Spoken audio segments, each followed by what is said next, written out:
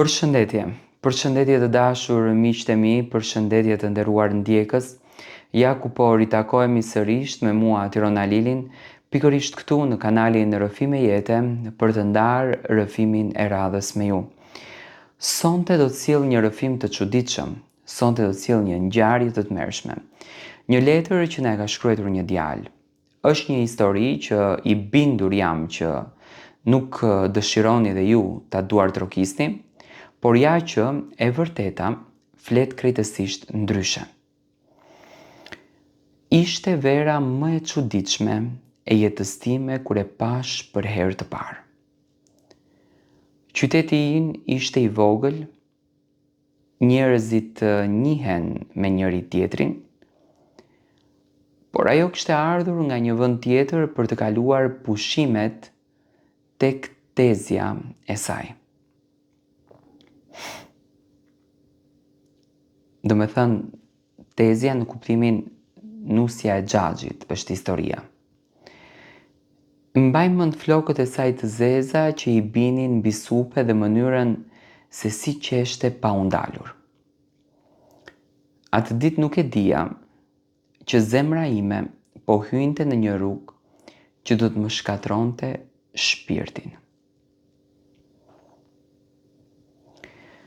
Kjo është historia ime që nuk kam guxuar t'ia tregoj dikujt deri më sot. Isha 24 vjeç. Punoja në servisin e babait dhe jeta ime ishte tepër e zakonshme. Në shtëpi nuk kishim shumë dashuri. Babai ishte njëri i ftohtë, nuk fliste shumë. Nëna mundohej të na mbante familjen bashk, por gjithmonë ndjehej sikur mes tyre fshihej një sekret shumë i madh. Kur e pash vajzën për herë të parë, nuk mendova asgjë të keqe. Inicialet e emrit të saj fillojnë me E. Më thanë se ishte krushqie largët, vajza e kunatës së hallës time. Në vendin ton, njerëzit lidhen me farefisni të çuditshme dhe askush nuk është se e pyet shumë prej ardhjen. Për mua, ajo ishte thjesht një vajzë që më bëri në thelb të haroj gjithçka. Filluam të dilnim bashk. Në fillim vetëm kafe, më pas shëtitje të gjata në mbrëmje, ku ajo më tregonte ëndrat e saj, se donte të largohej jashtë shtetit, të bëhej infermiere, të ndërtonte një jetë larg dramave familjare. Kam ndjerë gjithmonë sikur nuk i përkas askujt. Dhe pikërisht më tha mua ajo një natë.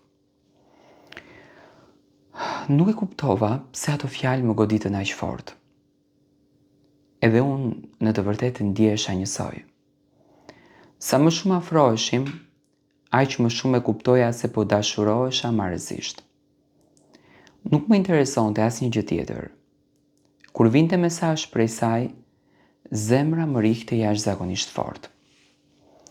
Kur më kapte dorën, harroja të gjitha problemet e mia. Një mbrëmje pranë liçenit, ajo më pa drejtë në sy dhe më tha: "Kam frikën që të dashurohem." I thash pse? Sepse çdo gjë e bukur në jetën time prishet. E përqafova dhe i premtova se nuk do ta lëndoja kurrë. Ah, sikur ta dija se çfarë po na priste. Muajt kalonin dhe ne u bëm të pandashëm. Nëna ime filloi që ta pëlqente. Edhe papai ndonse rinte i heshtur, dukej sikur nervozohej sa herë përmendej në shtëpi emri i saj. Një natë kur po hanim darkë, ai la lugën mbi tavolinë dhe më tha: "Mos u lidh shumë pas asaj vajze." Pse, e pyeta? Nuk më pëlqen e familje. Vetëm kaq.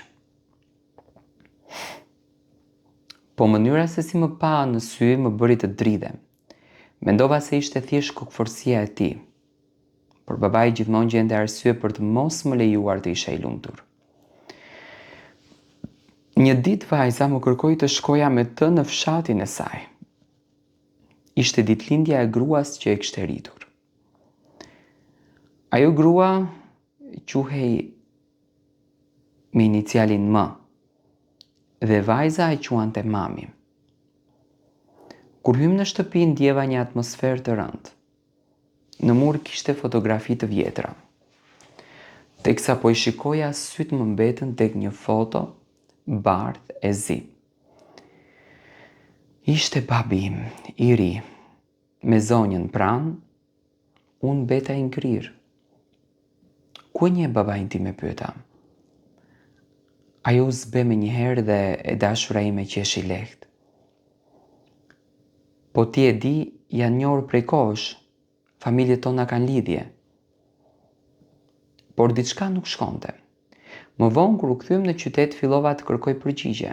Nëna ime filloi të qante pa arsye, babai bëhej agresiv sa herë që përmendej emri I vajzës. Një natë shpërtheva, më thuaj çfarë po fshini. Babi eshti e nëna filloi të dridhej. Pastaj dëgjova fjalët që mua ma pren jetën në mes. Vajza që ti do është motra jote.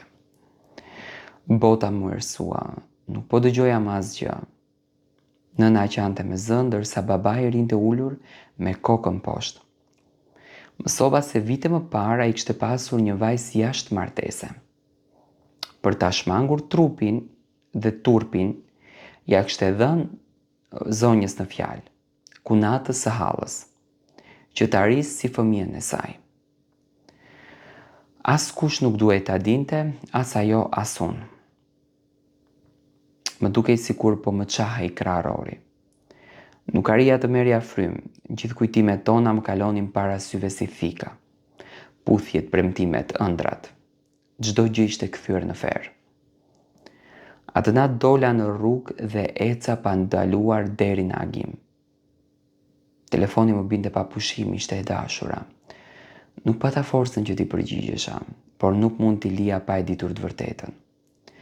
Kur u takuam, ajo më pa e buzëqeshur, pa e ditur se po shkoja t'ja shkatroja jetën. Çfarë ke, më pyeti? Nuk flisja dot. Pastaj thash, ne jemi motër e vëlla. Ajo qeshi nervozisht, mos bëj shaka, më tha. Por ku pa lotët e mi fytyra ju zbardh. Jo, I tregova gjithçka. Ajo filloi të bërtiste dhe nuk do të haroj kur atë ulërim. Ishte britma një njeriu që po shëmbej për brenda. Më gënjeu gjithë jetën për spëriste. Më pas më goditi në krahëror me duar dhe qante pa pushim. Pse na e bën këtë gjë? Unë nuk kam përgjigje, as sot nuk kam përgjigje, por unë e dua atë.